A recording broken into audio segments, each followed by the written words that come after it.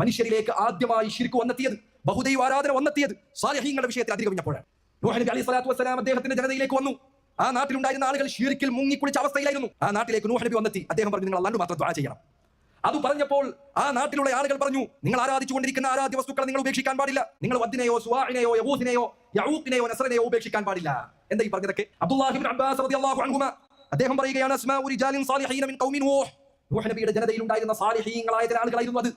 ഫലമ്മാ ഹലകു ഔഹ ശൈത്താനു ഇലാ ഖൗമിഹിം. ഈ പറഞ്ഞ ആളുകൾ മരിച്ചപ്പോൾ, ശ്രദ്ധിക്കാൻ, ഇബ്നു അബ്ബാസ് പറയും, സാലിഹായിരുന്ന ആൾക്കാരായിരുന്നു അവർ, നല്ല മനുഷ്യന്മാരായിരുന്നു. അവർ മരിച്ചപ്പോൾ പിശാച് അവരുടെ ജനങ്ങൾക്ക് അടുക്കലേക്ക് വന്നു. എന്നിട്ട് അവർക്കൊരു ദുർബോധനം നൽകി. ഈ പറഞ്ഞ സാലിഹീങ്ങളായ വദ്ദും സുവാഉം യഗൂസും യഊഖും നസ്റും ഒക്കെ അവർ അല്ലാഹുവിനെ ഇബാദത്ത് ചെയ്തുകൊണ്ടിരുന്ന സ്ഥലങ്ങളുണ്ടല്ലോ, അവിടെ നിങ്ങൾ ഒരു നാട്ടക്കുറി സ്ഥാപിക്കുക. അല്ലെങ്കിൽ ചില ആളുകൾ പറഞ്ഞു, അവിടെ നിങ്ങൾ അവരുടെ വിഗ്രഹങ്ങൾ സ്ഥാപിക്കുക.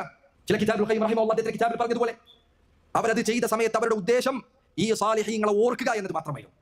ശൈത്താൻ പറഞ്ഞു കൊടുത്തു, ഇതാ നിങ്ങൾ ഇവരെ ഈ വദ്ദും സുവാഉം യഗൂസ് യഊഖ് അവരൊക്കെ അവർ ജീവിച്ചിരിക്കുമ്പോൾ അവർ നിങ്ങളെ കണ്ടാൽ നിങ്ങളെ ഉപദേശിക്കുമായിരുന്നു, അള്ളാഹിനെ കുറിച്ച് നിങ്ങൾക്ക് പറഞ്ഞു തരുമായിരുന്നു.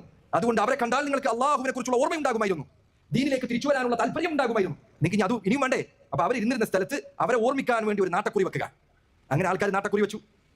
ഇബ്നു അബ്ബാസ് പറയുകയാണ്, ഹത്താ ഇദാ ഹലക ഉലൈക വതനസ്സഖൽ ഇൽമു ഉബിദത്. അങ്ങനെ ഈ നാട്ടക്കുറി വെച്ച ആളുകൾ, ആ ജനങ്ങളൊക്കെ മരിച്ചുപോയി. അവർ മരിച്ചുപോയപ്പോൾ ചില റിവായത്തുകളിൽ കാണാം, പിശാച് അവരുടെ അടുത്തേക്ക് ചെന്നുകൊണ്ട് പറഞ്ഞു, നിങ്ങൾക്കറിയുമോ ഈ നാട്ടക്കുറികൾ എന്തിനു വേണ്ടി വെച്ചതാണെന്ന് നിങ്ങൾക്കറിയുമോ? നിങ്ങൾക്കറിയില്ല. അവർ പറഞ്ഞു, ഇത് നിങ്ങളുടെ മുൻപുള്ള ആളുകൾ, അവർക്ക് മഴയില്ലാതെ വന്നാൽ അവർ ഇതിനോട് തേടുമായിരുന്നു, അപ്പോൾ അവർക്ക് മഴ കിട്ടും. അവർക്ക് വരൾച്ച ഉണ്ടായി കഴിഞ്ഞാൽ ആ വരൾച്ച നീക്കാൻ വേണ്ടി ഇതിനോട് തേടുമായിരുന്നപ്പോൾ ആ വരൾച്ച നീങ്ങിപ്പോകും. അങ്ങനെ നിങ്ങൾക്ക് മുൻപുള്ളവർ ചെയ്തിരുന്ന കാര്യം ഇതാണ്, അതുകൊണ്ട് നിങ്ങളും അതുപോലെ ചെയ്യുക. അങ്ങനെ അവർ ഇതിനെ ആരാധിക്കാൻ തുടങ്ങി. അങ്ങനെ ശിർക്കുണ്ടായത്. നോക്കൂ നിങ്ങൾ, കഴിഞ്ഞ കാല സമൂഹത്തിൽ ശിർക്ക് വന്നത് സാലിഹീങ്ങളായ ആളുകളുടെ കാര്യത്തിൽ അതിര് കവിഞ്ഞതുകൊണ്ടാണ്.